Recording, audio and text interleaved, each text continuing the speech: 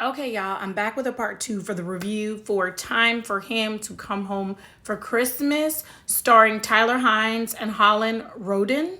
I don't know if I've said that right. Anyway, I told you these movies. There's a series of movies. Time for us to come home. Time for you to come home. Time for me to come home. Time for them to come home with Lacey. I think that's the only one I've ever watched to the end, and it took me about 50 million tries.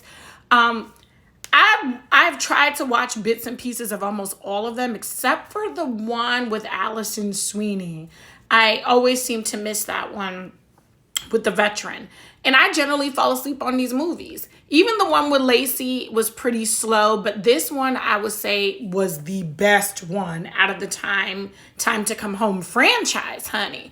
So now fast forward, Elizabeth gets this message, and Josh is in town, and he starts to help her try to track down Madeline because they don't know who left the message. They don't know that Carter's the person that left the message, so they need to track down Madeline. So they keep listening to the voicemail, looking for clues, listening to the music that plays in the background. They're trying to track it down because Carter needs to meet the love of his life on Christmas Eve to make things right.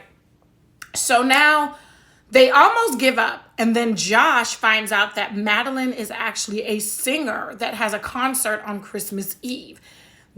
He goes and gets Elizabeth. He and Elizabeth track down Madeline. They get him backstage thanks to the Canadian country singer Tennille Townes. Okay, baby, you may not get down with country, but one thing about most people in country music is that they can sing. So thank you, Tennille, for the music that you provided. Okay.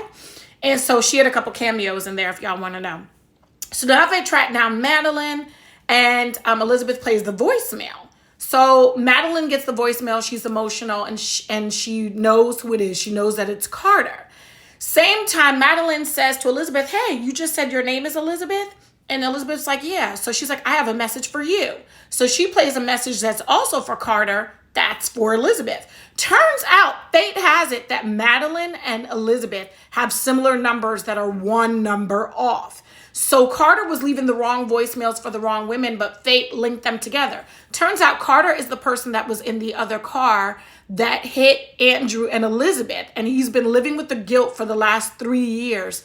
Fell apart, pushed Madeline away, moved to another state, a whole bing bang boom. So now, all these four lives are interconnected. Carter needs Elizabeth's forgiveness, and he needs a second chance with Madeline. These people meet up at the spot at the diner, and it's nothing but pure magic. I give this movie 9 out of 10.